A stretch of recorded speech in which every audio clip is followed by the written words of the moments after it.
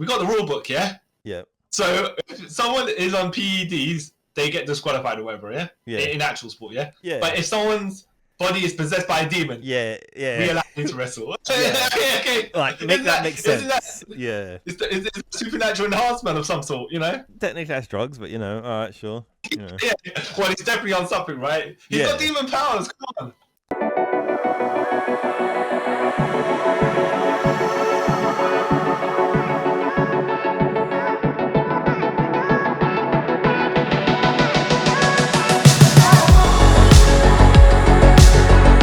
Hi everybody, and welcome to another episode of Trip Around Multiverse with your spooky host, the man who doesn't know what copyright is because I live in Japan, Kyle Charles, and the man who possessed the Ultimate Warrior into spewing out his own soul, CY Chung. Yeah. And today, following our, it's October, our spooky wooky sort of month because Halloween, we are today going to be discussing when wrestling decides to do supernatural horror-y characters, the weird synergy that sometimes work, more than often doesn't. Yes. Depends on the gimmick, depends on who's playing it, and depends on how hard they commit. Yeah. And we're not going to be covering everything. Just ones here and there, I want to say that are significant, but they might not be. Just if we have something to say about them, we say something about them. Yeah. We're not going to go on a diatribe about them if you don't really know who they are. Yeah, you know what I mean? I mean, I'm sure there's some horror gimmicks that we don't know about, but this is just the horror that have made TV. Yes. Made the and well, actually, I've got one or two that have made TV, but we'll get to those in a minute. Okay. All right, let's start with one. Okay, just throw right away. Just say about maybe 2 sentences on the ECW zombie. Yeah. Don't know how you tried it. They tried. Wait, that I'm pretty sure that literally was just a one-off, right? Because there's no way they wouldn't have I think it was because ECW was on Sci-Fi. Yeah. And so they were like, all right, well, Sci-Fi Channel want us to have some sci-fi stuff on it, even though it's wrestling, right? Yeah. Well, first of all, how can you when you get hit without actually getting hit? Isn't that sci-fi? Yeah, it's sci-fi. And then pain, you know. We can be able to lift someone to a superhuman degree and throw them across the ring. That's sci-fi superhuman strength, right? Yeah. It's sci-fi.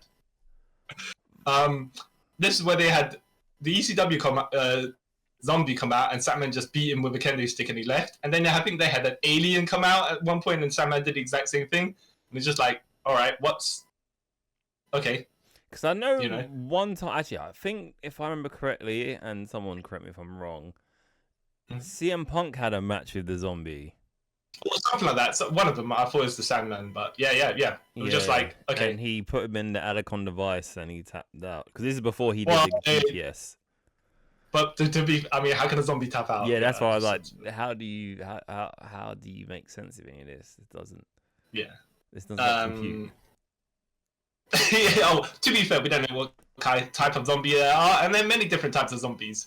I don't even think they knew what type of zombie they are. No. It would have been just funny for the zombie just to, like, he's flaming about, and then he just kind of falls dead. Just goes dead, and that's it. 3-arm drop and done. But saying that as well, I'm thinking about it now, you're right. Would you class zombies as sci-fi? Like, it depends on if it. I don't know, because I kind of see zombies kind of like. It's a weird mixture of both, but it's kind of more. Well, depend on the origins, right? The zombie origins. Yeah. Mm-hmm. It's a mixture of both, but I wouldn't class it as sci-fi. I think it just depends on what the genre is, because if we used Army of the Dead, that's more of an action movie. That's not it's got zombies in it, but it's not a horror movie. Yeah. Whereas Dawn of the Dead, both versions, I'd still say they're more horror movies, even though the Zack Snyder version still had action in it. Yeah, because even Resident Evil, prime example, right? Prime example, Resident Evil. Like, I wouldn't class I'm talking about I'm not classing the films, like the games and stuff. I would class that as just horror. I wouldn't say it's like sci-fi because of science. I think it becomes sci-fi horror later on, and it was survival horror that turns into sci-fi horror, a bit like Aliens. I don't know if it becomes. I just think it just becomes. It goes from like survival horror to just action, not even like anything else. Just action. It's true. Yeah, and then it sort of wheels its way back to survival horror now. But yeah. But there's not much to say about the ECW zombie. Just there out of spite, apparently. Yeah, just to do right by the people who are paying us to be on their channel. Exactly. Doesn't make sense. So we will move on to. Actually, no. I was going to move on to someone, but then they coincide with someone else. So I'll wait then. The Boogeyman. Oh. What say you about the Boogeyman? He was at the time. It was a good gimmick because it was kind of different. Because let's just say like the ruthless aggression era, right? When the Boogeyman came, so they're trying to be more like somewhat realistic character-wise. You know what I mean? And then you bring the Boogeyman, who is somewhat supernatural and all that into it. So it's kind of like he had an alarm clock. Yeah, he had an alarm clock and he ate worms. Well, I mean, I give him something. He ate worms, and that was kind of freaky. And then he ate Julian Hall's water, blemish. Whatever it is, her birthmark or something, which made no sense. Yeah, which she never had it to begin with, but then it was on the shit. Right. Yeah. I don't know if I say he was anything significant, but they did do skits where people were afraid of him, and yeah, a good look, like the makeup and all that stuff, and with the Kate. He was like the modern day. Actually, the modern day Papa Shanker, which we'll have to move on to in a minute because I just mentioned him. But he was the 2000s version of that 1990s, 80s character. Yeah, and like for the time. It did quite a lot of him. Like he was never going to become like a champion or anything like that. Because how do you sort of book someone like that to be a champion? But I enjoyed him the moments he was in there. And I told you the story when I met him right at WrestleMania, and it was like really weird and awkward.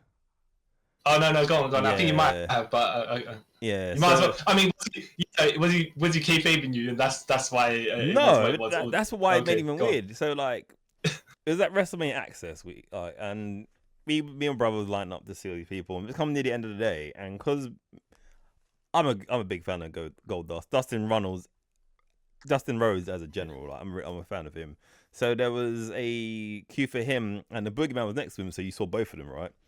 So I'm just queuing up to see him, and then we got to halfway through the queue, and because the queue was getting long, Goldust, he's like, you know what? Instead of people coming out and walk down the crowd, walk down and take pictures of him and blah, blah, blah. So he did that. Then we got to the end when it was Boogeyman, because he couldn't be bothered to do it, I'm guessing.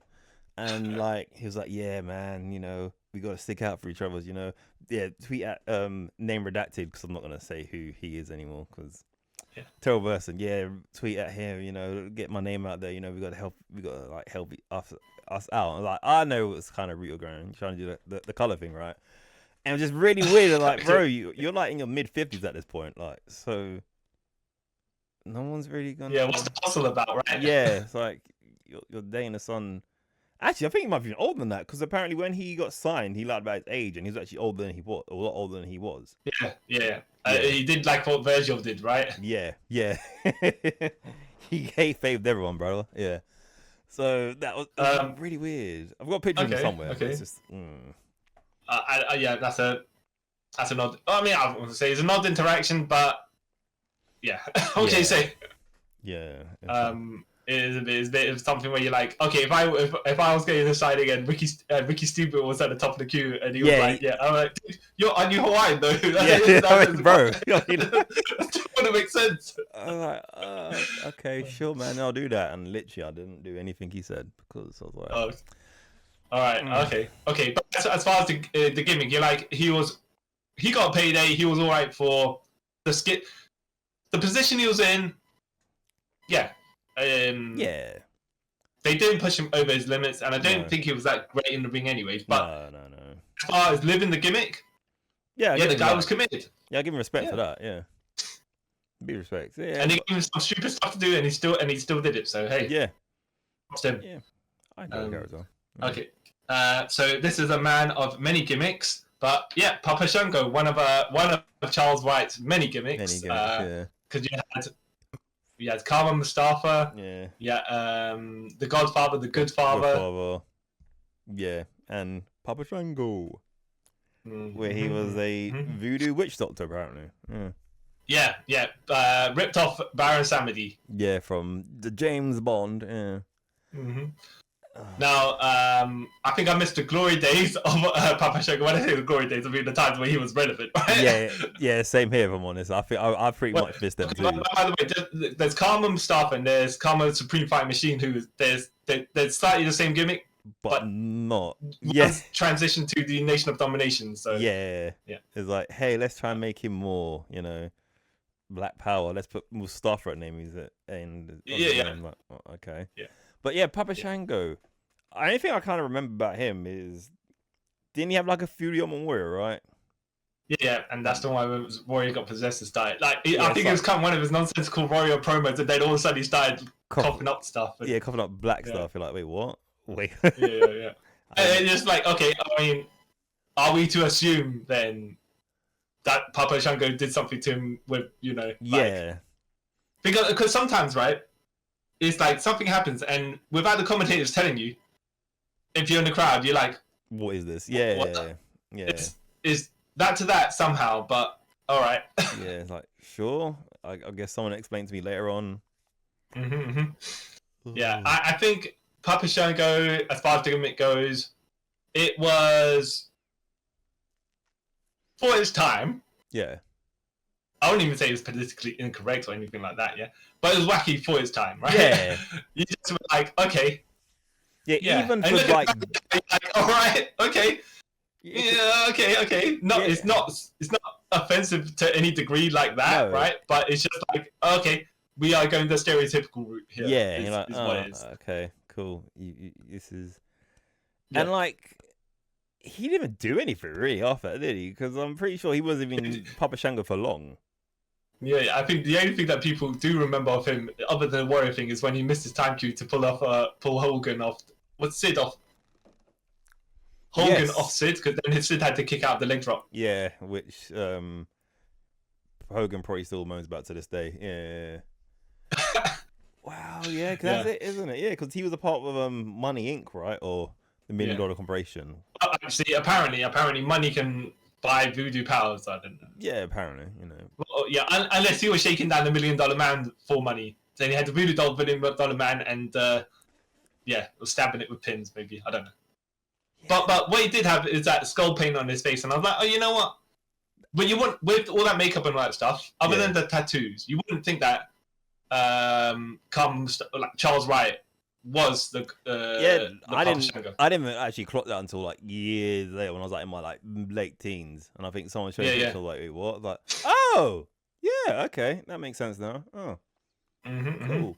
But the makeup was cool. I like the makeup and that. Yeah, I want to say he was a terrifying. Well, okay, some of these guys do better at the terror aspect than others, but I would say that overtly there was, other than the skull paint on his face, Papa Shango wasn't.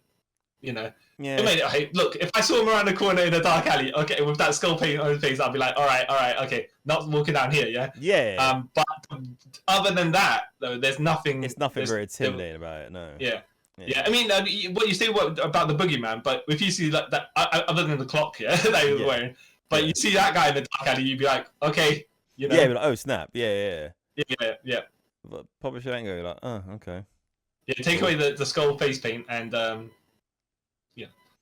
Yeah, nothing really. Unless he's gonna shake around and start doing, them voodoo chants and stuff like that, and you're like, yeah, then that's a bit when I'll start being scary. Like, okay, this is scary now. But yeah. But yeah, I like you say, sometimes the gimmick infringing, they just like literally take that character and transplant it over here. Yeah. All right. And do subtle changes so we can't get sued. You know what I mean? Like, it's just that sort of... Sometimes not even subtle changes. No. Sometimes just wholesale, just take it and then. And we about Arachne Man, right? Yeah. The orange and purple version of Spider-Man. That's on WC. Okay. All right. Vampiro. What do you like? Go on. I like Vampiro. I like him when he was in WCW because he was kind of like Mm-hmm. refreshing and new, whatever. But what? And let me lump the Misfits in there as well. Because they were a group. Yeah, well, group that's actually a band, so you know. I don't know, but if we might as well just cover it with Vampiro as well because we're not going to say much about the Misfits either. But then you might as well add in what was it? Like the Kiss Demon and.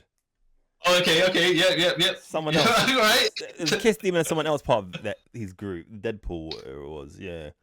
Oh, the Deadpool. Oh, yeah. Vampiro, like, I like him. I like his character and everything, but I don't know what he was. Was he meant to be a vampire? I think who knows exactly by the time he got to WCW, but I think before that in Mixio he was okay, kind of vampire-ish. I'm saying like it doesn't. Like I don't remember him doing anything that made me think, oh snap, that dude's a vampire. You know what I mean? Like, but to be fair, I mean, he came in and he had that the paint on to make him look paler. But he came in to feud with Sting kind of right away, and I'm like, oh yeah, they could make a star out of this guy. They could they pushed him to the top, yeah, because he's undead gimmick as well, right? But he never could beat Sting properly, so even though he set Sting on fire, right? Yeah. Yeah. What would be good for Vampiro is if he had I don't want to say he bite people's neck to finish them or whatever, right? But just be even if he had the teeth and the drops of blood or something for something, you know. But then again, that's infringing on that's probably too close to another character that we'll speak about later on. But it's just I don't you hear Vampiro, you think okay, dude's a vampire. Like even if he had like a cave or something stupid, you know what I mean, to make. And did more things, not literally saying I suck your blood or anything like that. Yeah, but it just seemed like okay, he's a goth dude. There's no sort of thing to make you think, dude. It's not. Yeah, exactly. There's other than the name. Yeah. Nothing. Like you say with the Misfits, right? Yeah. Carry only. Yeah. Okay. You know, they went. Yeah. I mean, look. To be fair, they tried. Yeah, they're not trained professionals. They tried, right? Oh no, but they tried. Yeah. That's like. I want to say I want to give them credit for trying, yeah. But at the same time, it sounds backhanded. So it's just look, they gave effort, right? Yeah. They did so. How can you say too much about that? No. And then, well, as we talk about their sort of this commemoration. Like the Kiss Demon as well. Like, what is it like? Again, he's a demon, but at least I kind of knew what he was more than I know what Vampiro was. You know what I mean? Yeah, exactly. He was. He didn't. Yeah. It kind of the name gave it away, the Kiss Demon.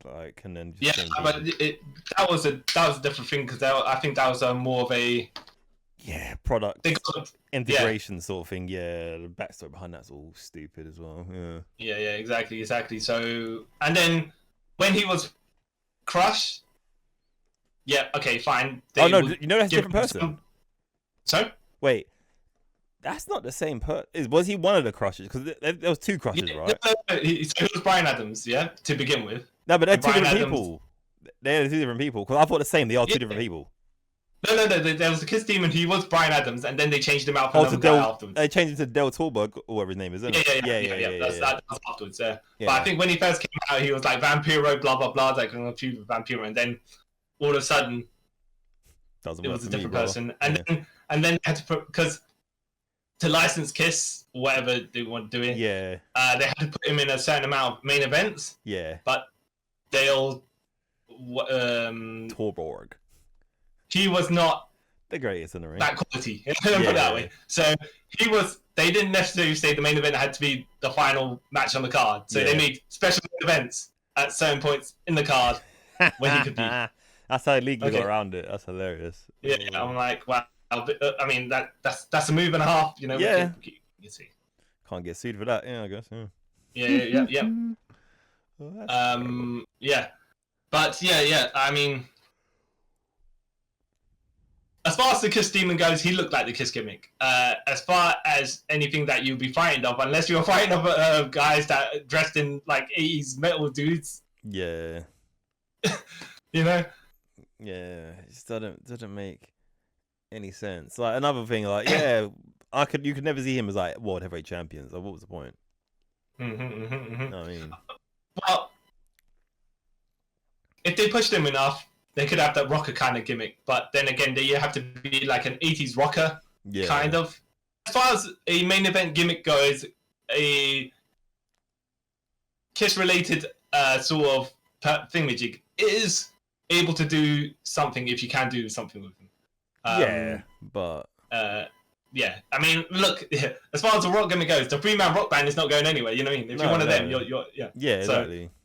At least you have the Rob from Kiss if you're going to, you know. Yeah. Yeah. But exactly. And at least they look kind of like they've got a certain presentation. Yeah. So whereas whereas like some other rock bands, you wouldn't be. No. You'll be using them that gimmick and go anywhere. No. Okay. So, all right. Actually, you know what? We mentioned one vampire. Let's just go to another vampire, and I'm going to swerve you because I think you think I'm going to go for someone else, but I'm not. I'm going to go for Kevin Thorne. Oh yeah, I'll say modern day vampire. But that was 20 years ago at this point. Who was also Mordecai, so we can also get into that as well. Yeah, we could lump them for the same thing. I thought Kevin Thorne looked cool. I kind of thought he looked cool, and he did give kind of vampire-like vibes to him. Oh, he as far as his ring gear goes, the way that he did look, the way he came to ring, he looked like a person who lived that what do they call it? Lives a gothic lifestyle. They don't call him a vampire, but he's just like, hold on a minute. I mean. Not he is or isn't, but it's like local medical. I get local medical facility because you get fans. Yeah, who will go who don't know any better and just call the hospitals. Okay, fine, right? Yeah. But the Gothic lifestyle is very vague. Yeah, that brings to me like different connotations. Like, wait, that doesn't seem like he could be vampire. It seems like he could be onto like some weird, like sexual weird things. You know what I mean? Rather than it could be anything. Yeah, it's too vague. It keeps too much to the imagination. Like, you know, he likes to dress like he's from the 18th century and something like that. Right. Okay. I mean, you know, sometimes you gotta not necessarily spell it out, but you can't be like, I'm gonna talk in circles around the subject rather than just say. Yeah. Yeah. But Ariel looked more. Yeah, she looked more like real life vampire chick than Kevin Thorne. He looked like someone who like walked into like a secondhand clothes shop and just bought like cool stuff. That's what it kind of looked like because at least the Brood and stuff looked alright, but Kevin Thorne, I don't know, he just looked like he looked weird. He looks like that weird. I don't know because I've never had it, but you know what I mean, seeing TV shows and stuff. That family has that one weird like relative. Yeah, that was him. Like, especially... Okay, so did you when he came out? What you're saying is you didn't believe him as a vampire. You just saw him as a person playing the gimmick of a guy who pretended to be a vampire. I saw him as a vampire enthusiast. I mean, like he likes reading vampire books and like he's just like. Okay. A man so immersed in his lore that he thinks he is a vampire rather than actually playing the gimmick of a guy being a vampire. Yeah. Okay. Yeah. Okay, so you go home, read what's it called? Them Twilight. Them RPG books. I can't remember what they're called. The Vampire Masquerade. That's a game.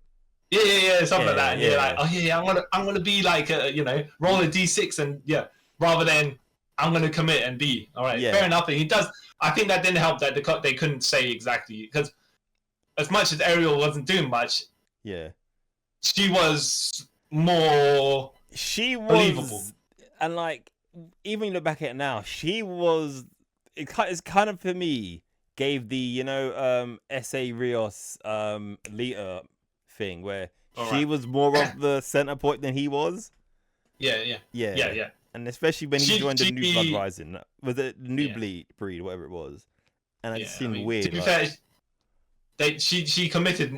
Well, as far as it looks like, she committed more than him. Yeah, she had the fangs and stuff like that. So and he Okay, and what about when Kevin Thorne was the reverse Undertaker, Mordecai? See, that was something I got actually interested in, and then they had Go on. like it was kind of cool. Like, oh, okay, he's like some like not being offensive to anyone religious who listens to this. Like, he was like that super like Christian-y dude who like anything that's not Christian is evil. So I was like, okay, cool. Let's see how they kind of spin this for the Undertaker, who at one point was the Lord of Darkness, but now is just like I'm all my gimmicks thrown into one sort of way. So I wanted to see how it would have went, but then they had that one match, right, and that was it. Did they even have a match? I didn't even. Oh, you know what? I didn't even know they had a match. All I know is that they were the vignettes, yeah. Yeah. And then all of a sudden, they went. Yeah. Or did he have a But match? you might be right. You might be right. He might come out with his white dreadlocks. Yep. Yeah. His white makeup, his white suit, and not white suit, but like white ring gear, and stuff like that, and his white massive. The reverse Kevin Thorne. Yeah. And then. Yeah, he just might. For all we know, he just might have got destroyed. I can't recall. Cause I can't remember if he actually had a match with him, or he had a match with someone leading up to him facing Undertaker, and nothing happened. Yeah, I can't remember because this was like 2004, so I don't remember. Sounds like something the Fed would do at the time. So yeah. Did you think that gimmick had potential, or do you think they would have just had it like they built up this character for the Undertaker to have a program with, and then get rid of him afterwards? Maybe, because I kind of feel it could have went somewhere, but I have a bigger feeling that it was kind of like a one-off, like let's make this character the Undertaker, then kind of okay, what happens after that sort of thing. Yeah. I'm not surprised if that's the case, but yeah. Mordecai did which look did you prefer, Kevin Thorne or Mordecai? I'd say Mordecai because I looked more like crazy person. You know what I mean? He was giving me the Deacon Blackfire vibes. Yeah. I'm saying, so if he was going in that direction, could have just built a cult and just broke the mind of the Undertaker because the Undertaker's Batman or whatever. You know what I mean? Yeah. It had more kind of like longevity, like look wise, had kind of like more longevity to it, in my opinion. Yeah. But didn't. In one parallel universe, he invented a WrestleMania, so you got to see it as that. All right, and then now we'll get to the actual vampires we're talking about, the Lost Boys, right? Of Gangrel, Christian, and Edge. Yes. When they won the Brood. But I don't know if they won the new Brood, but they weren't really. No vampiric anything with that. Just Gangrel was trying to lead the boys to a gothic lifestyle, which they couldn't. What's it called? Resist the extreme life, and they went back to that apparently. Yeah, I don't know. I was like, hey, we could be mortal vampires. Well, actually, you know what? I prefer throw myself through tables. Yeah. You could drink this red viscous liquid, right? Yeah. Revitalize yourself. Nah, mate. Nah, we'll like you said, we'll throw ourselves off the top of the cages and stuff like that, and then on the floor. In 10 years, my hip and spine wouldn't fuse together, Matt Hardy. Yeah. No, I really liked the Brood. There was like at that point in my life, I was like, hey, these guys are cool and different. I enjoyed them, even though that was a group that could have lasted a bit longer, but it did. It's cool. Yeah. I mean, Gangrel's the only one that, as far as he looked the most living the gimmick out of all the guys. Yeah. He was the guy that was the less relevant. Yeah. I mean, I wouldn't necessarily say he was the leader. He was just the guy at the forefront, right? Yeah. I think But then once the in-ring action started and other things, he was the guy taking a step back. Yeah. Because I think, obviously, not like Edge and Christian were the better wrestlers, obviously. Yeah. And I'm they had a better, much better, and this is before, by the way, they were doing the Surfer Dude gimmick. Yeah. But they still had better mic work than Gangrel. Yeah. Even though I want to say the guys at that point had great mic work anyways. Yeah. But, they just seemed like you obviously you kind of knew Gangrel was vampire because of when he opened his mouth, obviously. But you can see like Ed and Chris did it like Lost Boys, like the film. Yeah. Yeah. Yeah. And the vignettes they did for him, I was like, yeah. And the whole coming up from the underground. Well, first, at least you gave Edge something to do, because when Edge was having his other vignettes where he's just going around beating tramps on the railway station. Oh, okay. Yeah, for no reason. Yeah, no. Yeah. And then I could get it now. You were starved of blood because you were trying to leave the group, right? Yeah, there you go. Yeah. And that made me go, okay, all right. Not that's what you told me, right? But that's what I logic of to make the jump, you know. Yeah. All right, okay, I can attach this gimmick to that gimmick, and it worked, you know. Yeah, and I think they did look the part of it, like with all the ring. I mean, Christian coming out with their ruffles and whatnot. All right, okay, Max Gangrel, but Edge coming out with his shiny coat and stuff like that. Yeah, okay, fine. Yeah, they did look like, and they're coming out the Ring of Fire. They had good presentation. Yeah, and like it, and the kind of good thing about it as well, I feel this gimmick is one of those times where they didn't directly say they're vampires or double down on it, so that's why I was kind of like, okay, these guys are just. And they didn't have the blood bath; they had the brood bath. Yeah. Okay. I think for 1 week it was the blood bath. Then after that, it's the brood bath. Like. Okay. Trying to see what you did there. Change one letter, but all right. Yeah. I don't think they got the push that they deserved at that point, because they were that gimmick. They were like, yep, we're vampires without saying we're vampires. Shh. Yeah. Right? But they got over, but they weren't presented particularly strong. No. I don't think. Like, I think when they joined the Ministry, that kind of bumped up a bit. Yeah. Ministry. Yeah. And then after that... Yeah, we'll wait, you leave the big man out of the Ministry for the minute. We'll get to him later on, right? Yeah. Like, and then... But we'll speak about the Ministry itself. Yeah. Because, we're going from one to the other. Ministry consisting of the Acolytes, which is Bradshaw Farouk, yep, Midian, and Viscera. Yep. And the Big Show, but I don't, at that point... he's not a horror character. We won't speak about him, right? Yeah. Oh, that's when they become Team Armageddon. That's better. Yeah. Don't forget about Team Armageddon. Or even the corporate ministry, but yeah. Oh, the corporate ministry was the best. Yeah. So Bradshaw Farouk. Look. The entire lot of them, like Viscera, looked the most menacing out of all of them. That's because of sheer size, right? Yeah. I would say Midian's the most unhinged. So yeah, out of all four of them, if I saw a dark alleyway, Midian is probably the guy I would run away from first. Yeah, because he gave like kind of double R vibes, if you know what I mean. Like never rated R, double R kind of vibes. So I'm like, oh, okay. The two things that possibly happened with him, and they both give R for this. Yeah, but yeah, Viscera. Wait, would you say Midian's possessed by? Was it a what's it called? Vessel for the demons that the Undertaker was. I don't even know what they were doing with Midian. Neither do I. Like, I don't know. That's one of the givers. Like, I don't understand what this is.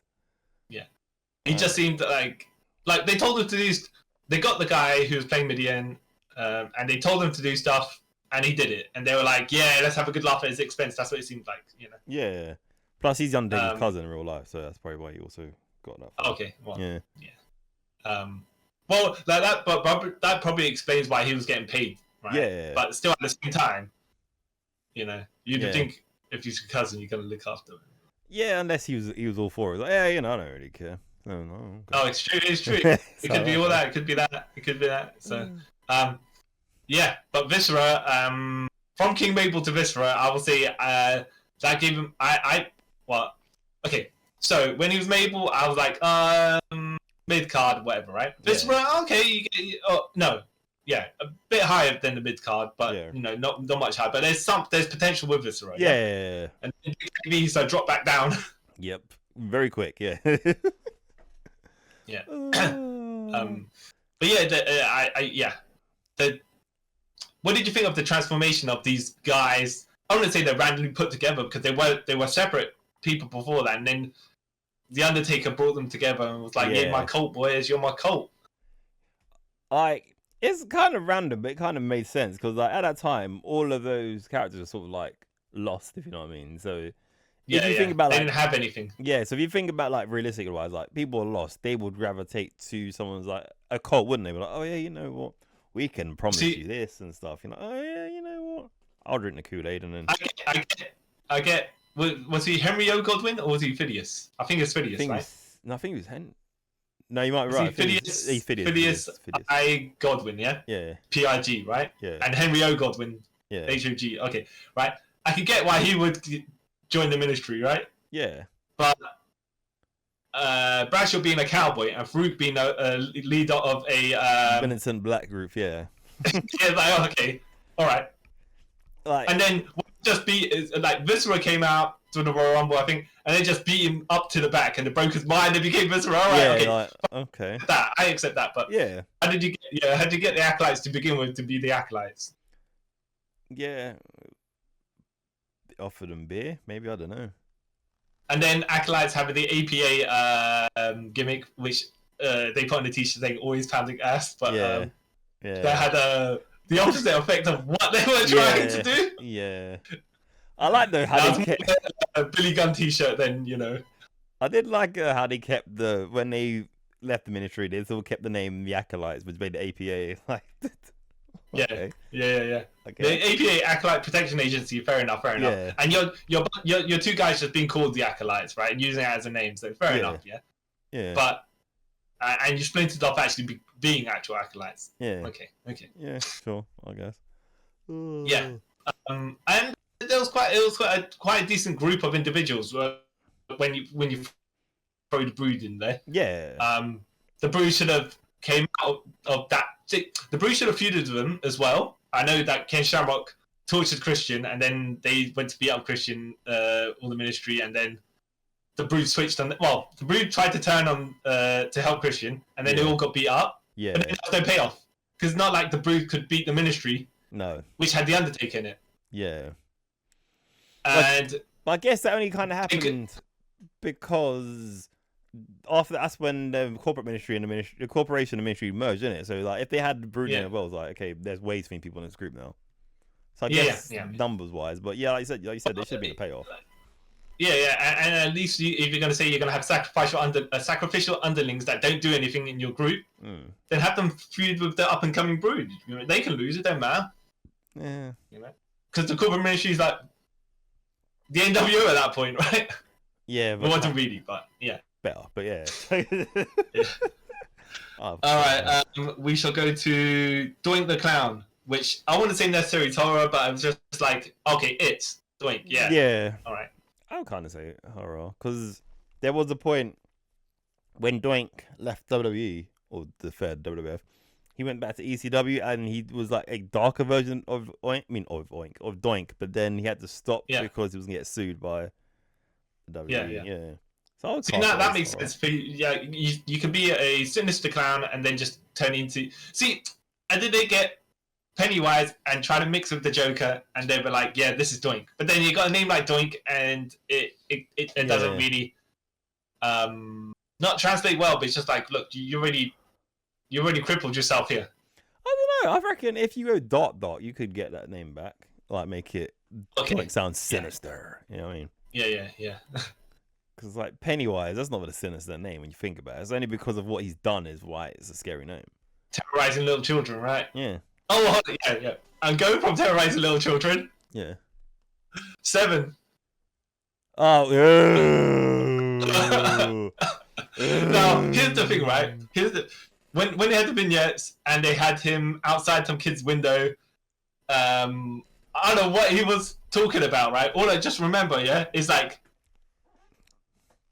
where are you going to a certain direction you should not be going? You know what? If you need to kidnapping kids from their beds, fine, right? But if it's anything further... But even kidnapping kids... What are you watching a little kid outside this window for? But even kidnapping kids from the bed still a bit like creepy as it is. Like even if you're not gonna go that other route, it's still weird. There's only like two things that come from this. Like you said, the thing that they were gonna go, or murder, which is equally as bad. You know what I mean? Like it's... I don't know. Unless you're gonna come out and report the little kids that you possess. Yeah. Okay. And like I found them new homes. You know what I mean? Like them. I didn't kill them. I just absorbed their souls, and now they're their vessels are my possessed whatever. There. Yeah. All right. Okay. Yeah. No. But even then.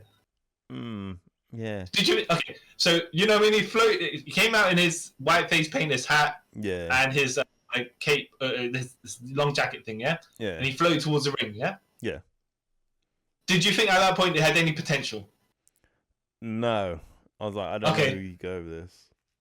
Okay, so once he got in the ring and started cutting that promo, you were like, yes, fair. I mean, no, even then I was still confused. Yeah. I was like, wait, what? Okay.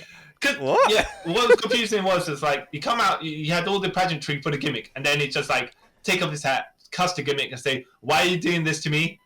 I was Goldust, and that was crap, and now I'm being forced to do this crap." And it's like, wait a minute. Wait. I know scripted entertainment, but you're telling me that he's not following the script? But then that's what WCW is doing that time, where it's just like, it's not shoot, kayfabe, worked, whatever, right? It's just, this doesn't make any sense because we're in a kayfabe world. Yeah, so it doesn't make sense. That's what I'm saying. That's why I was like, this doesn't, why would you build this up just to do, I mean, it doesn't make any logical sense. I think it's just one of those things where they like, oh, Vince Russo, we get eyes on the product, but at the same time, it's just like, no, there's other ways to do that. I don't think it was, like I feel like they were legit gonna go with it, and I think he got apprehensive about Dustin got apprehensive about it, and that's why you know what, let's just turn this into a work shoot sort of thing. You know what I mean? Because it's like, why would you do all those vignettes just to, if you weren't gonna go through with it? You know what I mean? Yeah. So so speaking of Dustin, we'll jump forward to another company and another gimmick when he was Black Rain, but Black Rain also was friends with Relic, which is Killer Backwards. Yeah. Okay. Which Mike Tenay kept nothing to tell us. Yeah. That was it. But as far as that character goes, I mean, he had the cool the mask was quite face gear, and stuff like that, right? The paint and but then there's nothing that was done with him that made me think, all right, there's potential. He was just like, okay, his gimmick is his name backwards. All right. Yeah, cool. Yeah. All right. He's not actually kill anyone. He's not actually going to kill anyone, is he? So what's the point of this? No, exactly. Yeah. So there was nothing to I got nothing to say much about that. No. There is nothing to say about it, I'm honest. Other than the obvious, but other than when he was versing Super Eric, and then there was a cage match with all these guys. I can't remember who it was, a multi-man tag cage match, right? And they tried to handcuff Eric to, so it was Black Rain had the handcuffs, trying to handcuff Super Eric to the cage. Radical was also helping, and then what happened was Radical was the one that ended up being handcuffed to the cage because there's too many hands there. Yeah. I mean, at least that was done on purpose, Yeah, but TNA got a TNA back then, so yeah. All right. Yeah. Okay. Do you know about? Do you know about the Yeti? Oh, the Yeti. That's actually a mummy. Yeah. Yes. Oh my goodness. All right. So, and there's not much to say about this either. No, there isn't. What you've just said, right? Rather than, I mean, you don't know if you can dress a guy as a Sasquatch or anything like that. But if you're gonna dress him as a mummy, why call him a Yeti? Yeah. The Yeti. The Yeti. Who came out to? So Hogan was in a bear hug by the Big Show, by the Giant, right? Yeah. And then the Yeti come out. Yeah. Who's a mummy, and then also hugged Hogan as well until he dies apparently, or passes out, or whatever.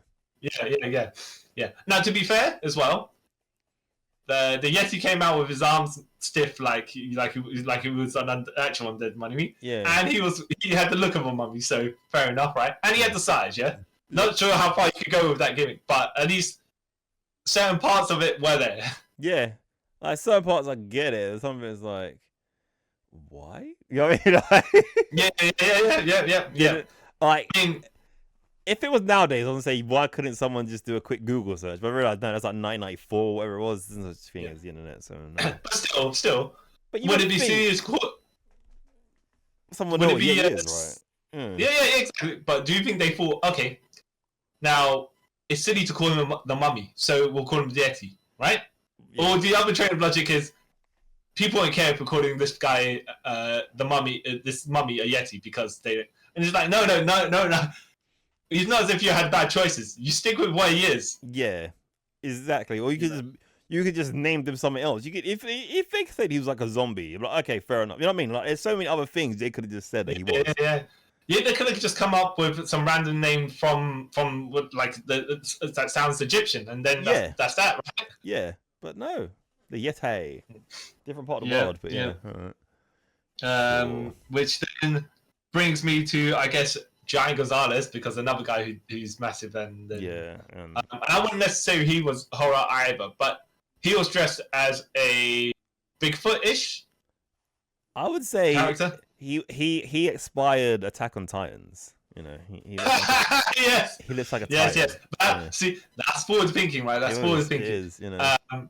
And if they did that now, I get it, right? Yeah. But back then, yeah, I think he was. I would say he was inspired by Bigfoot. Yeah, I'll say that. But he didn't wrestle like Bigfoot. No. And he didn't have a greater face mask, because that would have tipped it over the edge. Yeah. Though if he had a proper caveman beard, right? If it looked like he came back from the Neanderthal age. Yeah, then it'd be like, oh, cool, yeah, you know, he's the last Neanderthal to whatever. But no, and maybe selling would have worked with that because he is that far back as far as devolution goes. Yeah. So he's not as flexible and agile as normal humans. Yeah. I don't know, but it would make more sense. But no. Yeah. But yeah, it's what can we say about Giant Gonzalez? Not much. Not much. Memorable for being bad, and I don't even necessarily say the suit was part of it, but no.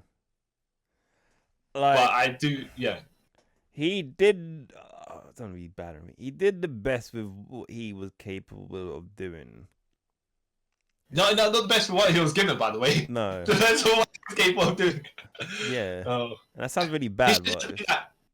He should have just been that big guy who stands back and interferes. Well, you got your other guy actually doing the wrong work. And when I say big guy who does, like, if he's going to be in a match, it'll be a tag match where he gets a hot tag and you can just, thump everyone in the head and that'd be that, right? Yeah.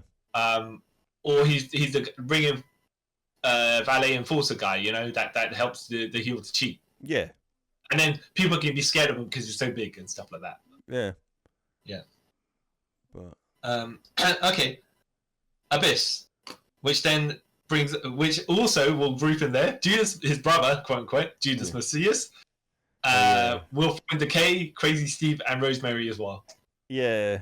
And Rosemary's also with isn't it Soo Young in I think she was at some point, because I think Soo Young isn't about right now.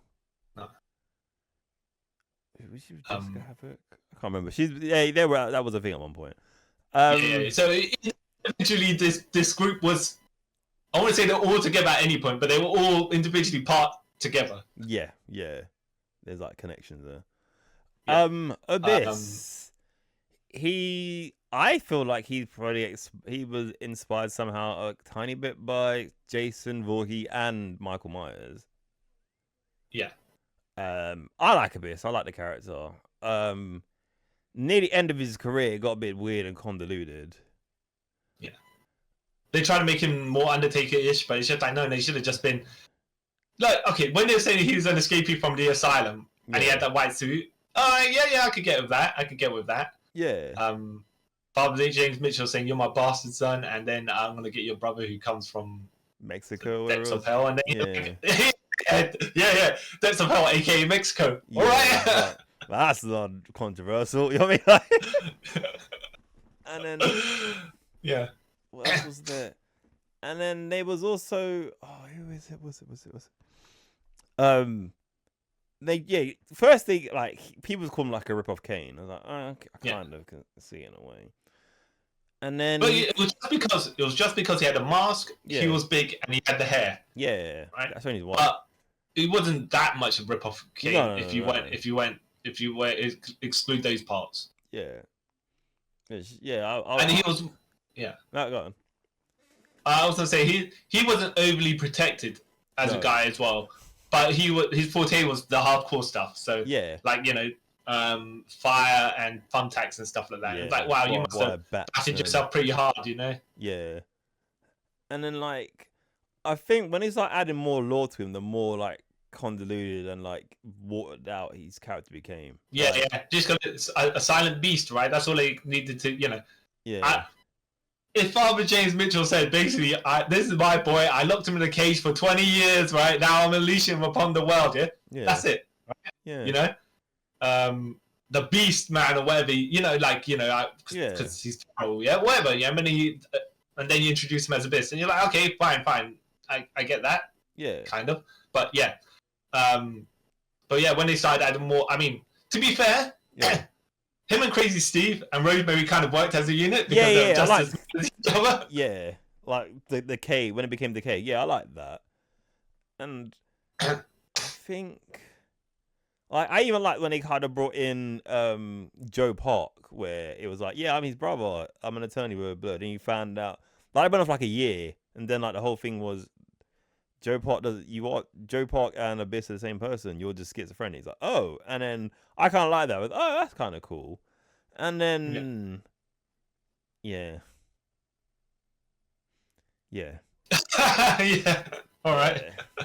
Yeah. To be fair, I would say Rosemary of the three of them was the most into her gimmick. Yeah. She was more in tune. She was like, this is what I am, but we're gonna play to the hill. Even though when they were having a match against the Broken Hardys, which somehow worked with all of their gimmicks. Yeah. She went to Green Mist Matt Hardy. Yeah. And then Matt Hardy played reverse footage and somehow absorbed it into his mouth and spat it back out at her. I'm like, all right. Yeah, it's wacky, but fine. Sure. I need to watch that match again, man. That match was amazing. Yeah. And Su Yung inspired by The Ring. Yeah, because she's meant to be the Under the Bride. I think The Ring and some other I think Japanese horror thing. Correctly. Yeah. Okay, it's fair. It's fair. I mean, why would you not join with the demon assassin Rosemary? So yeah. Okay. But then wait. The word demon assassin, does that mean she only assassinates demons? Yeah, or she's a demon that's an assassin. Yeah. Ooh. She has to murder herself at the end. I mean, I think, did we speak about this before? You haven't seen the film Ninja Assassin? You have seen the film Ninja Assassin. Oh, yeah. Okay. Yeah. So is he a ninja that assassinates assassins? Or is it a ninja who assassinates... Well, he assassinates ninjas. Yeah, it's a weird, paradox of, none of this makes sense. Yeah. But it's cool, so I'm not going to complain. Yeah. But yeah, Crazy Steve with his... I want to say the joke... I wouldn't say necessarily it was a joke again, because he was just a clown who was crazy, right? Yeah. And causing chaos. So, but that's kind of...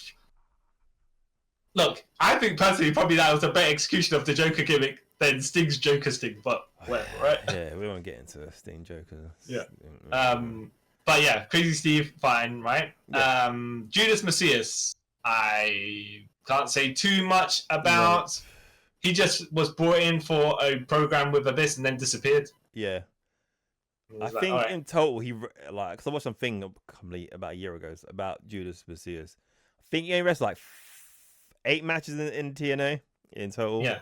And I think 3 of them included Abyss. So, to be fair, though, as far as the vampire gimmick goes, even though he's not called Vampiro, he's up in your face, right? He did actually look like the part of a person who was a vampire. We had contacts, he had the teeth, he had the blood that was dripping down sometimes his mouth. All right, okay. Yeah. He's a big bulky vampire dude. Yeah. Right. Which kind of makes sense, compared to Vampiro. Yeah. All right. Do you count, because we were saying about the Hardys, right? And I know we wouldn't really say Broken Matt Hardy's a horror gimmick, right? No. But would you count Willow as a horror gimmick? No. Actually, I don't know. Willow's its own weird thing. Yeah. Willow. I want to play some horror. I don't know. It's more like some psychedelic weird thing.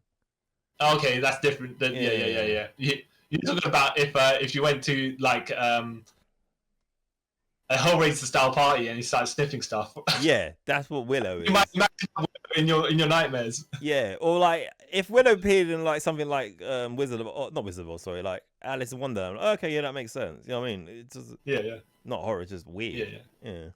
Yeah, okay. Fair enough. Unless he is a Cenobite, right? Yeah. Okay. All right. Where would you classify Sting? Like, not Surfer Sting. Would you say Crow Sting? But then, would you say Crow is borderline that horror?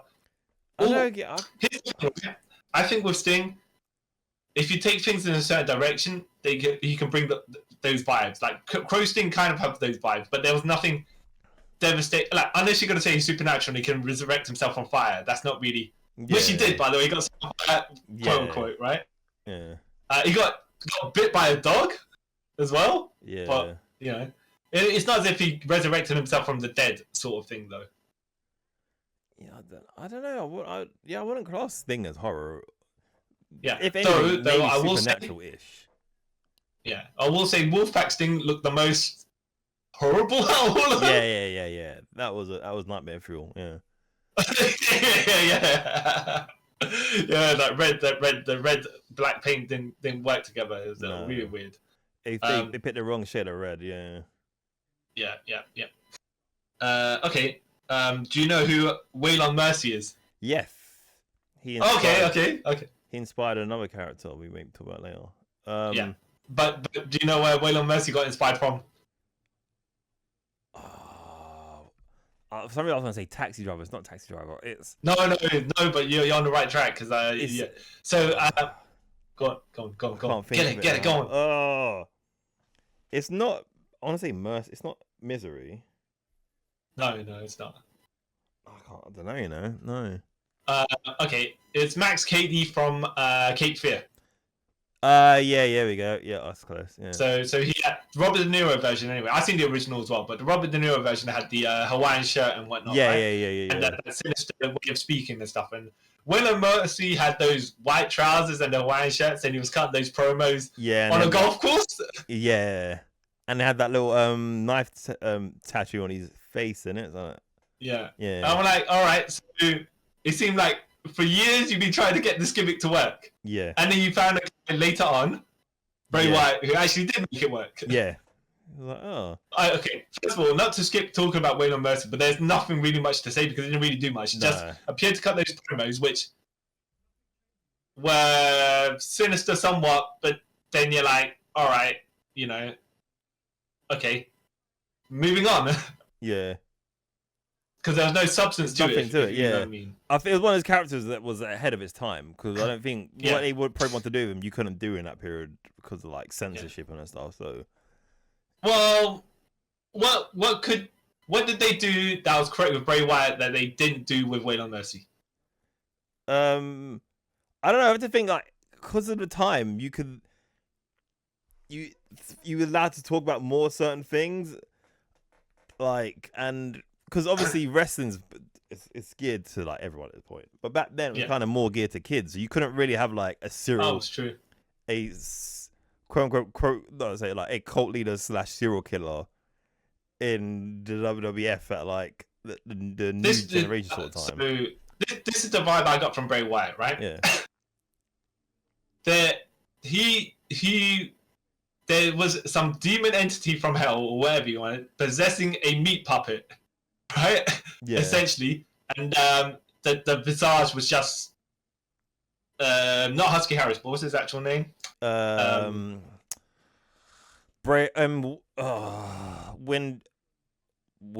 Rotunda. Yeah, just have to take that.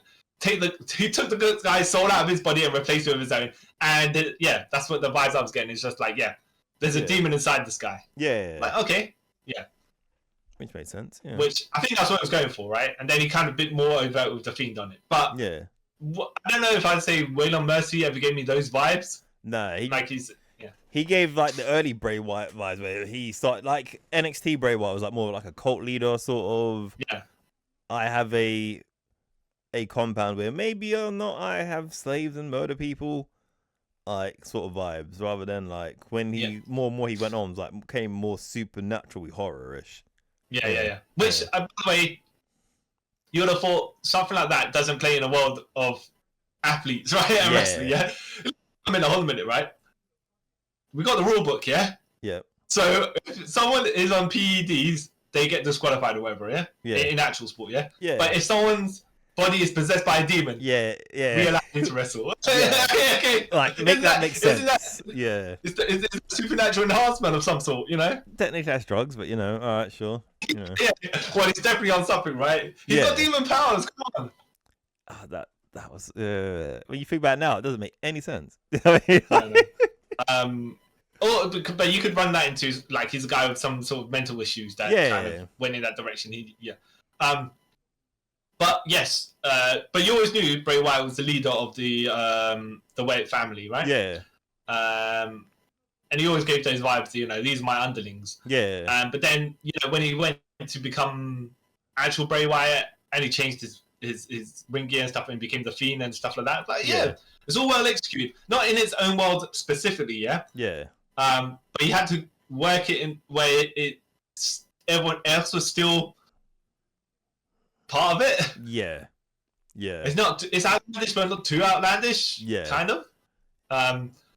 And if this is in the cartoon world of the 80s where, you had someone hulking up and you had undead zombie and whatnot. Yeah. It probably wouldn't have worked. Yeah. Well, it probably would have went a bit. It wouldn't have played the sinister vibes that it. No, it would have been like too corny if it was then. Like, he channels the evil demon. Woo! I mean, other than like being somewhat of it. Yeah, and I did like how certain people would have a match with the Fiend and allow it to present itself really well. Yeah. Sometimes it didn't, and sometimes it did. I guess it depends on how they had to choreograph the match to work specifically around the character. Yeah. Like, the only time I would say the Fiend kind of fell flat and wasn't nothing to do with... It actually had something to do with the person he wrestled, but, like... Yeah. Like, when he first came about and he, like, basically killed Finn Balor at SummerSlam when he broke his neck. I was like, this is... And all that. Like, leading up to all that. And then... Me personally, I think when he won the title too quickly as a Fiend, and that's when it kind of went, where'd you kind of go now with it? Yeah. And then to lose it to Goldberg. Yeah. In like as the Fiend is the problem, right? Yeah. If he came out as Bray Wyatt, like and then lost to Goldberg, we'd be like, all right. Yeah, fair enough. Yeah.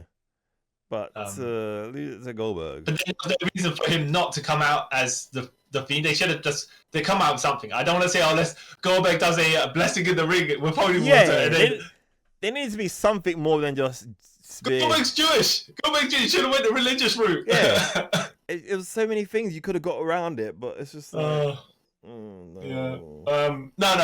Yeah. Literally should just come out as Bray Wyatt. And because he was doing that when he won the title the second time, and he was like feuding with the Miz and stuff, which was kind of scary because of the whole like he was like chasing down, like haunting his house and stuff like that. Things like that. Oh snap! That's quite scary. You know what I mean? Like, and the things he was doing to Braun Strowman, and then the whole Randy Orton stuff, and I mean like that stuff was like cool and compelling and stuff like that. So, are you saying when he had the title match against Seth Rollins, Seth Rollins run away like it was the final girl in a slasher movie? Yeah, holding his title in the corner. Yeah, all that stuff. I mean, like I thought that was all good. I enjoyed it for the cheesy or something, but they're like it doesn't make Seth Rollins look great at all. Seth, he bounced back, He had. And even worse than that, Hell in the Cell match they had where Seth stomped him a good couple of times, and it's just like, all right. This match was put together really badly. You know what? I actually kind of like that match, so I kind of get it. It's like because most people hate it, and I hate it. I dislike it because it's like 9 stomps on a ladder, on a chair, on a toolbox. It's just like, and then he no-sold all of it. And I'm like, a bit weird. But the thing is, he had a strap match with Daniel Bryan, and that match was fine. No issues with that. which is really weird when you're like, okay, what is the aim of the? Because he kicked out a couple of knees as well, and then it didn't bother me. So I think if they didn't do the whole 9 stomps, like if they did like 4 or whatever and he kicked out, because like you kind of get like he's the horror villain, like you can shoot him in the face and he's gonna get back up. So like apparently if you're Randy Orton, you can set him on fire, right? And and he returns. But and he's fine. Like, so I kind of liked all that sort of stuff, and then the other kind of bit where they kind of messed it up was that match with him and Randy Orton at one of the WrestleManias. The worm projection thing? Wait, I forget about that one. Never happened in my opinion. Okay. It was when it was the Fiend versus Randy Orton. When after the Fiend came back from being burnt, and then they had the whole bit where he was burnt and he disappeared and come back and reborn. Are you talking about the Sister Alexa one? That match. Yeah. Like the only I like that match. It was just the end where it's like, okay, it took one RKO to kill him. All right, that's yeah. And then apparently we're gonna go kayfabe and say Alexa Bliss came out and reabsorbed the demon out of because I think Bray Wyatt. The plan was because I think the plan was it was gonna kind of explain. You know, when she sit on the toy box, whatever, and then she comes out the black the black crown and it starts bleeding out black stuff. Apparently, I was meant to explain that, and then something happened, so I never actually got to explain that, and then all Bray's. I would have liked, by the way, to see the Fiend versus the Demon, Finn Balor. That would have been something, right? Because they'd have been like, who's going to win? You know, both power up versions, Yeah. But when they were first going to do that feud, and the Demon was going to wrestle Sister Abigail, that wasn't a that was weird, isn't it? Yeah. I'm glad that the match didn't happen because if you're going to have Bray Wyatt dress up as a woman. Like Psycho, right? Yeah. Which would have been weird for the gimmick they're trying to present because that's not the case. Even you have an actual woman, but you can't have Finn Balor double stomp an actual woman. You know, like they're doing with what they're doing with Nikki Cross right now, which I think is good. Yeah, but that'd be weird then, right? Yeah. Don't think that worked. Yeah. Like, thank you for them getting. What did they get? Yeah. Oh, they got some. Him, Roman, and someone else got something, so it's kind of a good thing, and they got whatever that was. For that match to happen. We got AJ. And then AJ Styles and Finn Balor had the match instead, and it was like a really good match actually. Yeah. So it's a good thing we got that instead. And then I liked as well. R.I.P. when when Bray Wyatt transitioned back to the new one he was gonna do, like Uncle Howdy. Well, I think that's more of Bo Dallas. Yeah, but there's another character who he was going to be because there's Uncle Howdy. Oh, wasn't he still Bray Wyatt in that? No, just with another presenting another set of. No, I think a version of himself. If I remember, like I saw these things where he trademarked 3 names. Uncle Howdy, Uncle Harper, and there's another one. And I think that's what, you know, at the end of that match of him and LA Knight at, was it SummerSlam or Rumble? Where Uncle Howdy decided to sacrifice himself. Yeah, and you know, he Bray Wyatt came out when it's a bit where he disappeared and he had that mask on. That was going to be the new character, and I was going to elaborate on that, but then obviously everything happened and never got to. I think the Wyatt Six, by the way, are being executed decently well so far as what they're trying to do. As a unit. What's it called? Tribute. Yeah. They're not just we're gonna rip off this and do that in the memory of. It's just like, you know, this is our starting point. Yeah. And we're gonna take the elements that will work. Yeah. For us as individuals. Yeah. I think actually bringing Sister Abigail out there. It's like, okay. Yeah. You know, all this is we'll see how far it goes. And stuff like that, but. I'm interested. Okay. Dungeon of Doom. Because you were saying about Will and Mercy and his thingamajig, right? Now you got Kevin Sullivan and the Dungeon of Doom, which and that guy in the cave. I can't remember his name. Taskmaster, it's just like no, he was Taskmaster. He was Taskmaster. Oh, what was his name? I remember this. It was Kevin Sullivan, my boy, and I was like, okay. Oh, what was his name? Yeah. It's some name that I think ended up being like they had to change it because you find out it was like related to some racist thing. I want to say it's like the White Wizard. But it's not. Yeah. It's something weird. I would say, okay, as far as the whole group is concerned, apparently they were Satanists, but kind of not, because you couldn't do that. Yeah. On a TV show that was broadcast at the same time. Yeah. Okay, but then how do you do it without doing it? You know. Yeah. We are the anti-religion. I don't even know. I guess that's why that like group went super like over the top with their like stupid, like the shark and all that, you know, that's stupid. Yeah. If we can't do it, then let's completely go overboard and go in the other direction. It's like, wait. But then you just kind of, all right, you know. Yeah. Wasn't Vader part of the dungeon at one point? You know, I don't know, but I will say about Vader. I wouldn't say necessarily he's a horror character. However, he was booked back in those days. Yeah, he was portrayed as a horror villain. Yeah. He would come in like, even though Doomsday wasn't around at that time, right? He came in like Doomsday, destroying Superman left, right, and center. Yeah. Or you know, or I wouldn't even say, he didn't come in like Bane and beat up Batman. Right, he came in like Doomsday, trashing all the heroes. He literally left bodies everywhere. Yeah. I liked how he was booked. I liked how they set him up. He didn't, and with the mastodon thing, right, on a helmet on, yeah. And he looked the part, right, but not that he terrifies you because of the way he looks, right, but the way that he presented himself did. Yeah, you know, like he will destroy you. Yeah, because Vader's the man. Yeah, but then, and we're going to lead from Vader to the other guy they used Vader to get over, which was Kane. Oh, yeah. Now, Vader wasn't presented as strong as he should have been in WWF at the time. Yeah. But it's just like you sacrifice all of Vader's monster aura to get Kane over, which was fine, right? Yeah. Until they decided, we've had enough of Kane, we've done that program of Kane, we're not going to do much of him. It's just like, yeah, but then, you know, you got him to a certain... You got Kane. Kane looked the part. Yeah, he had all the build. He had the music. He had the face mask and all that stuff, right? Yeah. He didn't even need to cut promos. It just all the mannerisms. Yeah. Yeah. He looked intimidating. Yeah. With and without. Yeah. And then he wrestles in red light. I don't know about that, right? But yeah, that was weird. You know.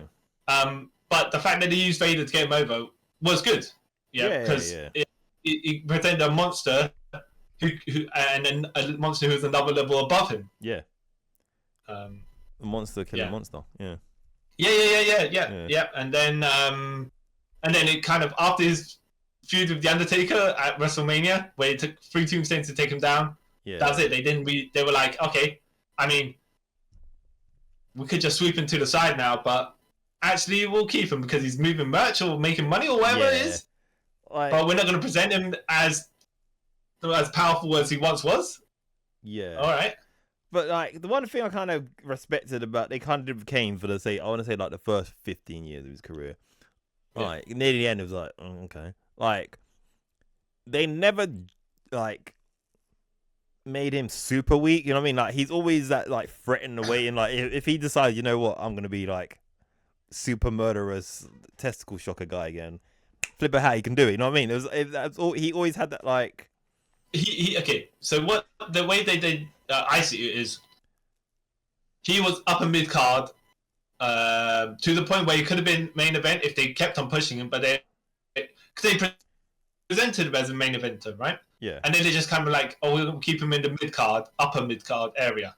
Yeah. We'll slot him in when we need a threat to the title. Yeah. But he I don't know if it's because Glenn Jacobs decided he wasn't going to politic enough to get the title or something like that. But when it came to 10 major matches, he just wouldn't win. Yeah. Yeah. And if it was the major stars and him in a match, right, even though he's presented strong, you knew who was taking the pin. Yeah. Which I don't like. Yeah. It never like he never got like near the end of his career. I'll say he never sort of got the Big Show treatment that the Big Show got for most of his career. Yeah. Like he was a super threat, and then he just became like, oh, anyone can sort of beat the Big Show. Okay. And then when they tried building back up, it's like, so I believe this, not really. But Kane never sort of had that. Like Kane always had that like that fear, like he will kidnap you and like shatter your thumbs. You know, they shuffled. He had in it. His gimmick was being the burnt faced brother of the Undertaker, whatever, right? Yeah. the devil's favorite demon and stuff like that. And then when he lost the mask and became just literally, I'm insane because I'm insane, right? Yeah. I have mental issues, Yeah. right. But then corporate Kane was the one where you're like, okay, his power levels have been slowly dropping, and corporate Kane is the one that's completely the weakest version of Kane. Yeah. He's corporate Kane's probably weaker than when like the weird bits when Kane would be like a face, like a proper face. Yeah. Like, wait, what? Okay, that's so weird. Yeah, well, the thing is, he could just be a face by beating up the heels. You know, it's not as if he had to cut a promo and shift alignment. He just literally, all right, we'll deal with that. Like that. I will say the massive failure of the real Kane, who Kane supposedly took inspiration from, aka what's it called? Luke Gallows, but not Luke Gallows. When he was, what that whole weird thing when there was two Kanes and then they just like. This storyline's dumb. So he had the match, right? He built up the fear of the bully or whatever that Kane was like, oh yeah. But then that messes up a whole bunch of kayfabe, because if he's not the real Kane, then why are they saying he's the Undertaker's brother? Unless you're trying to say that he is Kane, but there was someone he feared even more, and he got rid of this guy for however long. And then he took the idea of being that, but then it still doesn't work with. No. Or the other cape. Anyways, so he loses that match to that guy, which was Luke Gallows under the mask, but not right. Yeah. And he has frizzy hair because for some reason they wear hair. Even though Kane has a mask with hair on it, that never frizzes up like that. But sure, okay. Yeah. And then the next day on Raw, where they're like, yeah, this is going downhill. Kane, the guy the fake Kane tried to frighten Kane again. Kane just beat him up, grabbed his mask, threw him out of the arena. Yeah. And that was that. That was it. Yeah. Never again. And it was also... was it to promote... Because I know there was one weird Kane storyline where it was to promote the release of See No Evil. Yeah. Yeah, but this wasn't... This didn't have that. Oh, no, that was the... That was 19th, the... But... Okay, now, I don't know if this is the same version of the character that you're speaking about, right? Is that the one where he was wearing the welder's mask? No, that was later on when he came back. You know, when he came back with a newish mask that was like the Undertaker, where people thought it was like the burnt face Undertaker mask. All right. Okay. What about but if I remember correctly, the May 19th one was when he had a brown bag with a mask inside it, right? And people were like, oh, it's gonna be Kane wearing his Kane mask again, right? Yeah. And then he started talking about masks, whatever, the metaphors he was... Not all Warrior style wacky promos, but that's right? Inside the bag, and you're going to find out what's inside the bag. You reach for it, you're like, oh yeah, it's going to be blatantly the Kane mask. No, it's Rey Mysterio's mask. Oh, and yeah. Like, this is the guy I'm going after. Yeah. Even though I'm not sure what that exactly has to do with See No Evil, but... Yeah. And that was a bit... No, I think... And he came around for a bit. He was coming around with a hook with a chain on it as well to promote See No Evil. Yeah. See, now I think personally, I watched the See No Evil films, and they're fine. They're good slasher films. I'll tell you that. Yeah. I enjoy them for what they are, right? Yeah. But I don't see why he couldn't have just absorbed the Jacob Goodnight character and became that first Jacob Goodnight / Kane character. Just like. Not like a Zeus No Holds Barred thing, right? Where Tiny Lister is the character from the movie that came out to fight Hulk Hogan from the movie. Yeah. No? Just like this version of Kane is that version of Jacob Goodnight, Going for people's eyes, right? Yeah, that's probably why. Yeah. Yeah, I mean, he was actually... I think he was good as Jacob Goodnight. It's a shame they haven't made the third one yet, actually, by the way, but... Well, third one, ain't gonna make that now. He's mayor of Knox County. He's not gonna do that now. You never know if he gets paid money. I mean, look, it's just they're cheap slasher films, and if the man's gonna get paid for it, good, you know what I mean? Yeah, true, true. I mean, I enjoyed them. I thought they were they were good, decent. and Kane gave me the vibe. Look, Glenn Jacobs playing Jacob Goodnight. We're like, I get why this character... He did the parts that needed acting, as well as he could have, right? Yeah. Let's say he was terrible or anything like that, right? And it's not really a stretch for him to act like intimidating. He's massive, right? Yeah. But even the bits where his mum's talking down to him and smacking him across the face and stuff like that, and he's like, then he picks him up and throws it into the spike or something like that. But okay, yeah, right, yeah. Oh, one storyline of Kane that just popped into my head now, which I think is quite hilarious. Yeah, go on. There was one where he like, I remember it was on a pay-per-view or somewhere it was, and it was like Undertaker has been found unconscious, blah blah, and oh my goodness, yes. Find out, and then Kane's like, I'm gonna find out who did it, blah blah.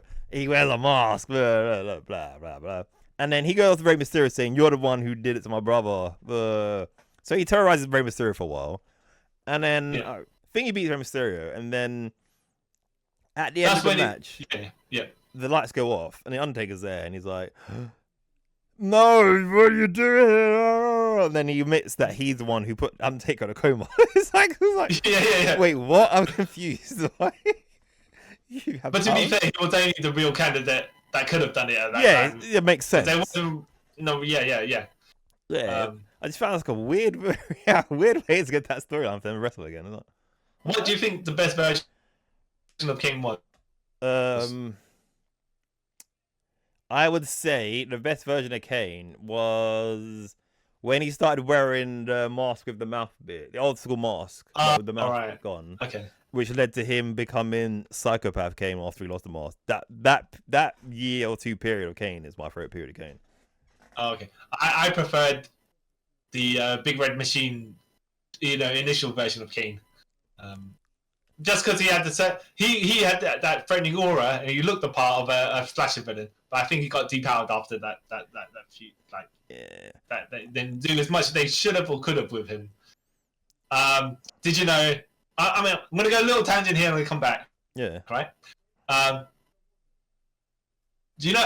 Obviously, there are many nicknames for these guys. Yeah, because they've had long career. Yeah. And one of the nicknames that JR had for Kane was the One-Eyed Monster. Do you know? Ooh. Yeah. Okay, and you know what you know what? One-Eyed Monster also is AKA, right? Yeah. Okay. Now there is a movie called One-Eyed Monster. Yeah. Okay. Yeah. Which I've seen, by the way. It's a horror movie. Yeah. With a sentient. Exactly what you're thinking. It's detached and sentient. Yeah. Okay. And they're shooting a erotic movie in a cabin somewhere. Okay. Yeah. There's two jokes I remember it. Yeah. One was really bad, and one that actually I found really funny. So the lady is going through her lines.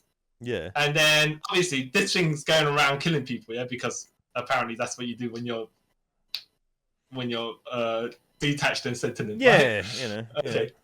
And possessed apparently. Yeah. And then what it does is she's saying her lines. Blah, blah. And then you see the camera from her point. Like she looks at it, and then the camera flips view because like she's gonna scream, and then it kind of like the camera zooms into her mouth. Okay. Yeah. So then you see the next scene where other guys come along and they find her, right? Yeah. But you see it from a certain angle, and then the guy picks up the skull, right? Yeah. No, not the skull, but the area, and then it's like he looks through it and you see the other side of it. Yeah. And he goes, "Whoa, that's some good head." And I'm like, that makes no sense because but it doesn't make any sense because the head has gone through. There's no head to do it like that. And she's dead. Yeah. I don't even know why you're cracking a joke like that at any point. It makes no sense, right?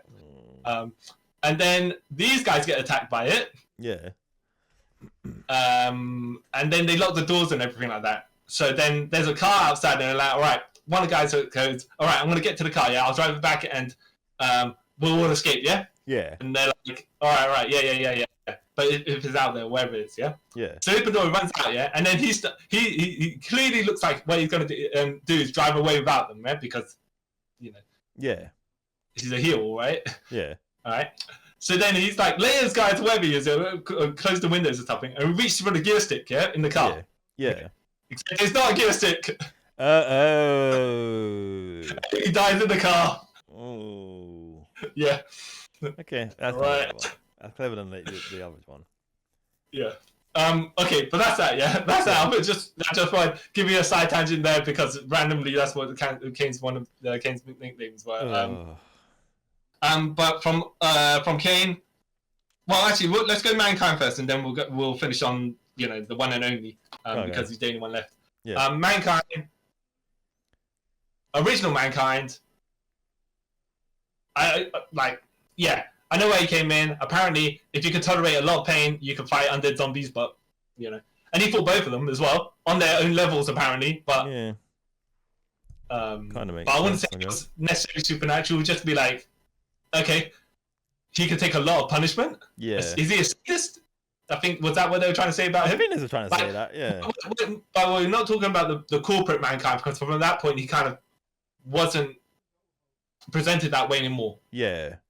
We're just talking about the Mankind in the brown stuff. Yeah. In the brown suit. In a potato sack, basically. Yeah. Yeah, that's right.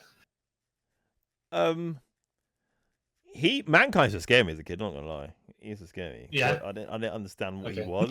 What? Yeah.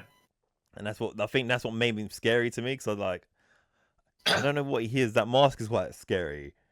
Yeah. And like he's just sitting there screaming like a pig, ripping his hair out. Like, I don't like this. This is making. I would say he Mick Foley committed. Yeah. He went for it. Right? He went for it. I always thought, by the way, at the point where I came back, Mankind was less frightening to me than Cactus Jack, because Cactus Jack was a maniac. Yeah. No, and when Triple H sold the return of Cactus Jack just by his mannerisms and whatnot, Yeah. I was like, yeah, that's the guy, because that guy will murder you.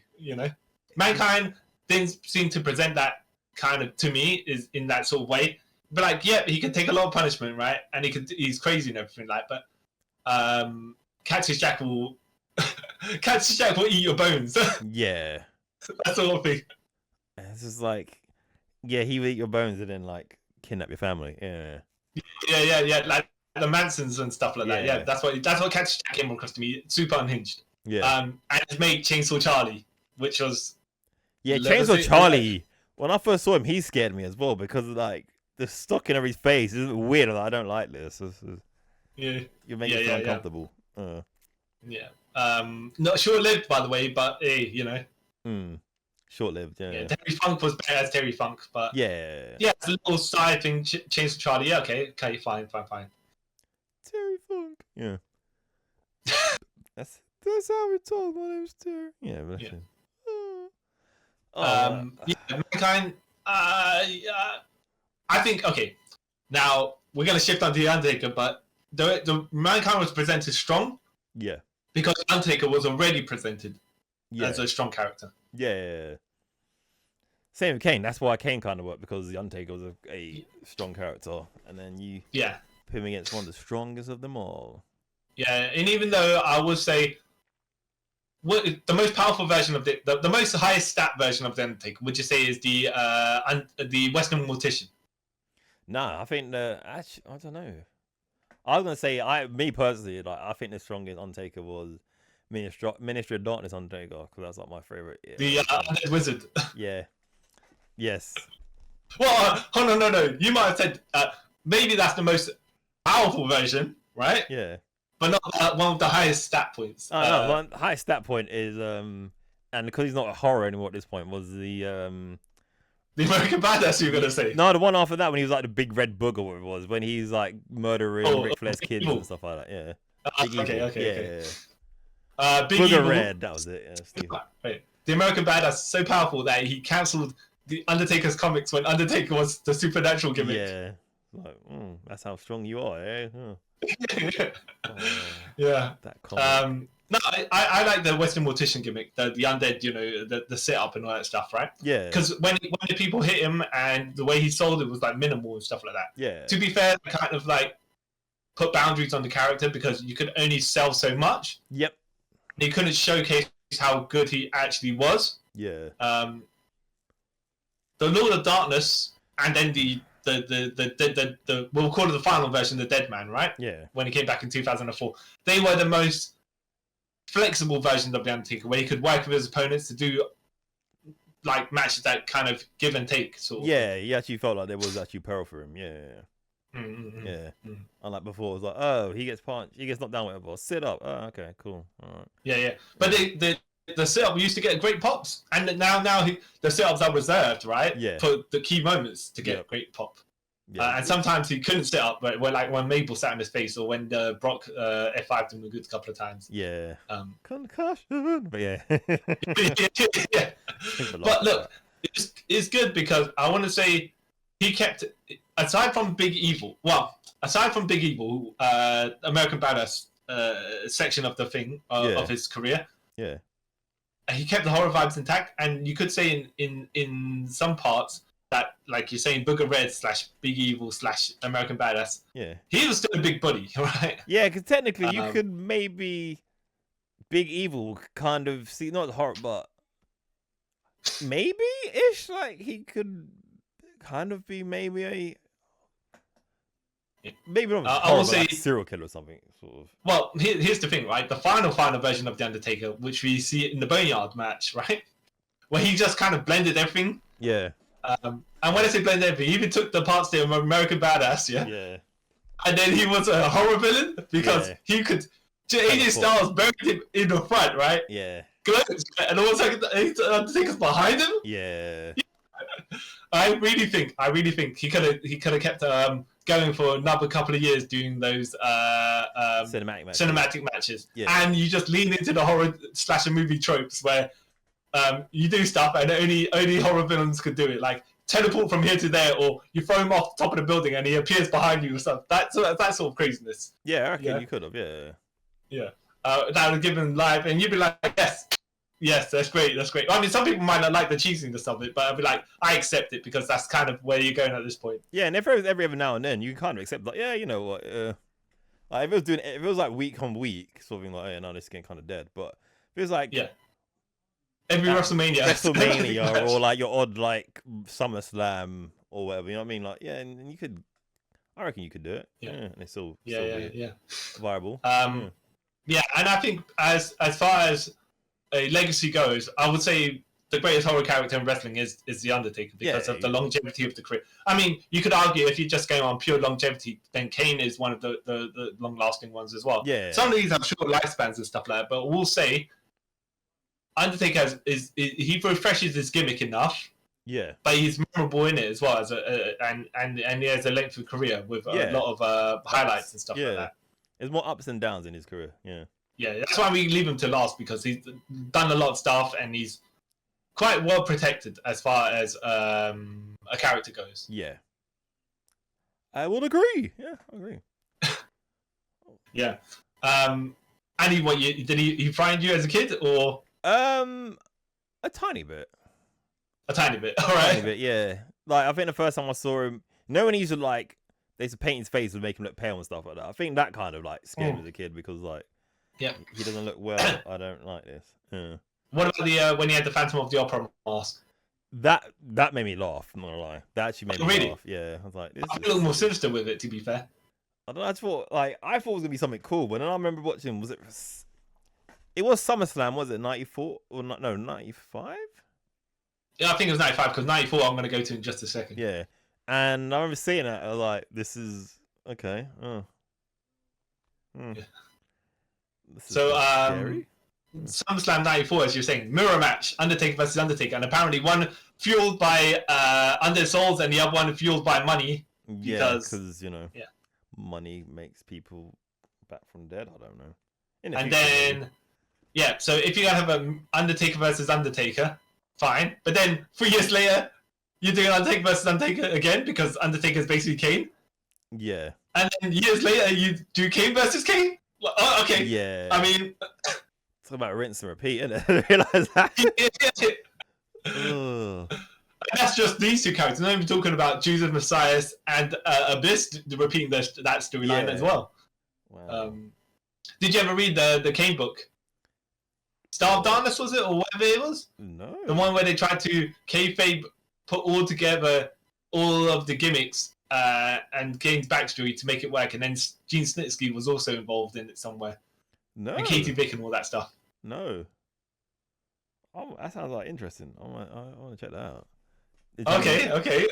Trying to make sense of his weird gimmick. You know, this is back in 2000 and something. So, yeah. Nowadays, maybe they could have done something with it, because then they'd have to write in the Kane duplicate, right? Yeah.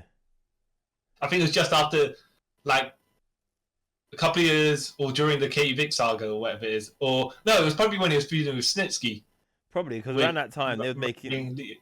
They were giving everyone books at that point. Because I've got, like, Eddie Guerrero book I need to read. Yeah, but that's not a kayfabe book. No. That's an actual book. Yeah, but I'm saying, like, around then, that's like when I was, like, giving everyone, like, hey, you want a book? I'm like, oh, okay. And then... You don't have anything to do with it, but here's a book. I'm like, okay, I guess. Yeah. Flush out my backstory. Yay. Yeah. Oh, actually, I just about to finish, but let me just note something that just came to my mind because you were saying about the Undertaker. Yeah. And the BSK, right? Yeah. Do you remember the Sultan? Yeah, the Sultan. Yeah, Rikishi.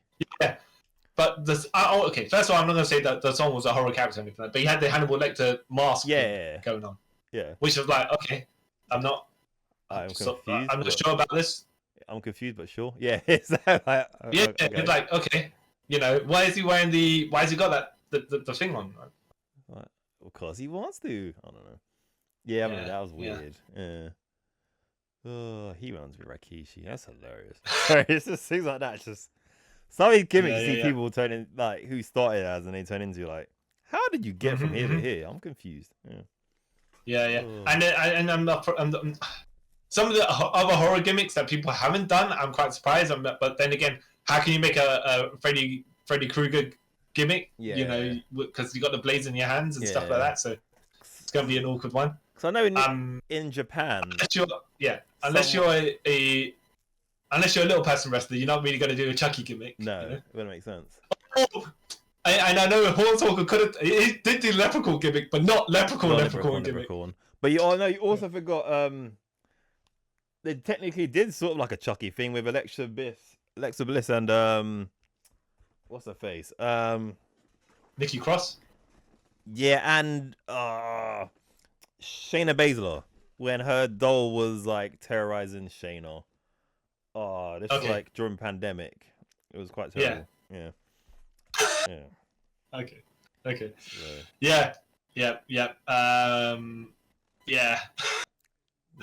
I will say, I mean, as much as we've been through a lot of our horror gimmicks and stuff like that, I know we'll say they had, like, okay, technically, like we were saying, I've said before, Kane is kind of Jason Voorhees and Undertaker's Michael Myers, right? Yeah.